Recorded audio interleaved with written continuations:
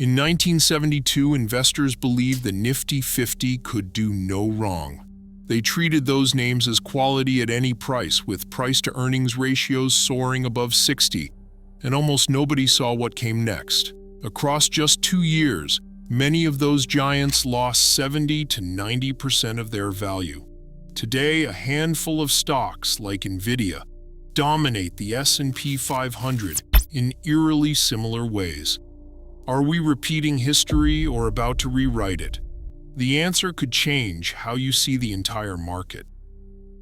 By 1972, the NiftyFifty had become more than a list of stocks. They were a belief system. Investors called them one-decision stocks, names you could buy and never worry about again. The logic was simple. These companies were so dominant, so essential that price no longer mattered. Stories from the time capture the mood. Magazine headlines called them safe forever. Mutual fund managers like Gerald Sy put 40% or more of their portfolios into these names, defending the strategy as quality at any price. Valuation discipline vanished. At the peak, the average price-to-earnings ratio for the group reached 42, more than double the S&P 500's multiple. Some favorites here soared far higher.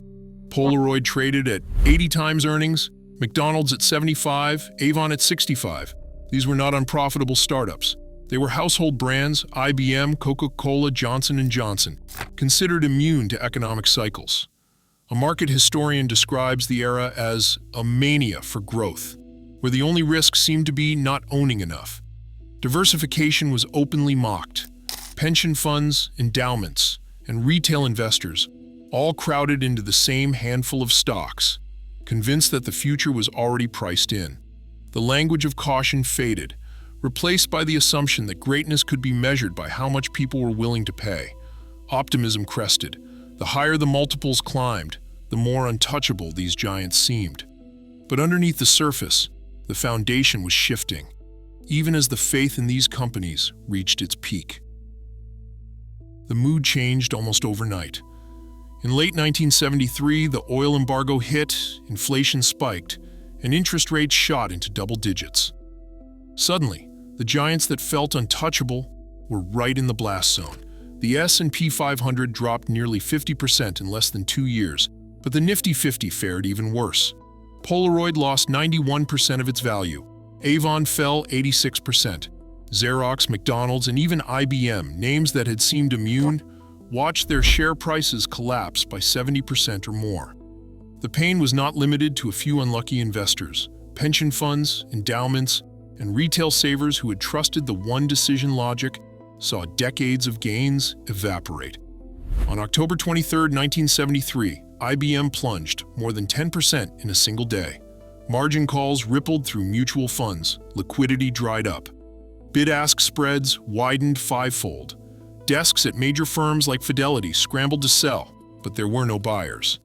The magazines that once called these stocks safe forever now ran stories of ruined portfolios and broken faith. No fraud, no sudden collapse in business fundamentals, just a regime flip. The same qualities that made these companies beloved had attracted too much money at too high a price. When inflation and rates rewrote the rules, the crowd tried to exit all at once. The result was 70 to 90% drawdowns that took years or even decades to recover. The lesson landed hard. Even the best businesses can become dangerous when everyone believes they are safe at any price. 3 forces shape today's market, and every one of them is visible in the rise of NVIDIA. Start with dominance. In the world of artificial intelligence hardware, NVIDIA controls roughly 90% of the accelerator market. No other company comes close. Hyperscalers, from Amazon to Google, still line up for its chips, even as they develop their own alternatives. In January, NVIDIA launched the Rubin platform, 6 new chips set to hit later this year. Demand hasn't slowed, even with export restrictions and fresh competition. Next, consider the mechanics of the index itself. The S&P 500 is built on market capitalization, so winners automatically become bigger weights. Passive money. Trillions of dollars in exchange-traded funds and index funds flows into these names by design. NVIDIA's share of the S&P 500 jumped from about 1% in 2022 to nearly 7% at its peak. The top 5 stocks together now make up 35% of the index, a concentration not seen since the 1970s. Every new dollar tracking the index buys more NVIDIA, more Microsoft, more Apple, stacking even more weight on one side of the boat. The third force is narrative. For 2 years, artificial intelligence has been the headline, the promise, the rallying cry. NVIDIA isn't just a chip maker. It has become the symbol of the entire AI movement. 8 out of 10 S&P 500 points gained since 2022 are tied to artificial intelligence stories in some way. Exchange-traded fund inflows into technology funds have topped $200 billion in the last year. The story is now self-reinforcing, and as long as the narrative holds, money keeps crowding into the same few names. That's the environment investors are navigating right now. 3 simple checks reveal whether the market's leadership is getting dangerously concentrated.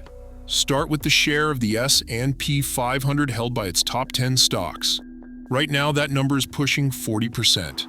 Just a few years ago, it hovered near 25%. When the top 10 approach or cross that 40% line, it means the boat is getting heavy on one side. You can track this using data from S&P Dow Jones or Bloomberg. And if you see the percentage climbing steadily, that is your first warning. The second check compares how the index performs when every company gets an equal vote versus when the giants get all the weight. The cap-weighted S&P 500 is up 28% this year, but the equal weight version has managed just 15%. That 13% gap is more than a blip. It tells you the rally is narrow, powered by a handful of names. You can pull these numbers from the ETFs SPY and RSP. If the gap stays above 10% for months, it is a sign the choir has turned into a solo. The third check is market breadth. On the New York Stock Exchange, only about 50 stocks are hitting new highs, while 200 are making new lows. When new lows swamp new highs, even as the index climbs, it means most stocks are struggling beneath the surface. Breadth data is available from sources like CBOE and NYSE. If net highs stay below 100, the foundation is getting thin. These checks do not predict the future, but they hand you a repeatable toolkit to spot when the market's balance is slipping. Picture a single earnings report. NVIDIA posts numbers that are good, but not perfect. Maybe guidance is a touch light or a major customer delays an order. Before the market even opens, the stock drops 12%. That is over $500 billion in market value, gone in minutes. Now the real cascade begins. Derivative hedges, tied to NVIDIA's price kick in, forcing banks and funds to sell even more shares to stay balanced. Exchange-traded funds, tracking the S&P 500 and NASDAQ, have to rebalance on the fly, selling NVIDIA across every passive portfolio. Each round of selling pushes the price lower, widening the gap. Flows reverse, and what started as a single disappointment turns into a feedback loop. The index itself feels the shock, because when one giant stumbles, the whole boat tilts. This is not about panic, it is about mechanics. Ownership structure can turn a stumble into a landslide. Leverage builds quietly. In the past year, call option open interest on NVIDIA has surged 150%, with speculative bets piling on top of already crowded trades. When volatility spikes, those positions can unwind mechanically, force selling that cascades across passive funds and ETFs. 3 macro levers set the stage for these shocks. The 10-year Treasury yield crossing 4.5%, a slowdown in AI capital spending by hyperscalers, or a tightening of export rules on advanced chips. Each can flip the mood instantly.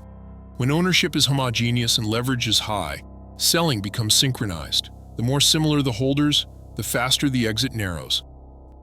Right now, over 30% of the S&P 500 sits in just 5 stocks, an unprecedented concentration. As passive flows and narratives tighten, risk doesn't disappear. It just moves. The next surprise won't come from the headlines.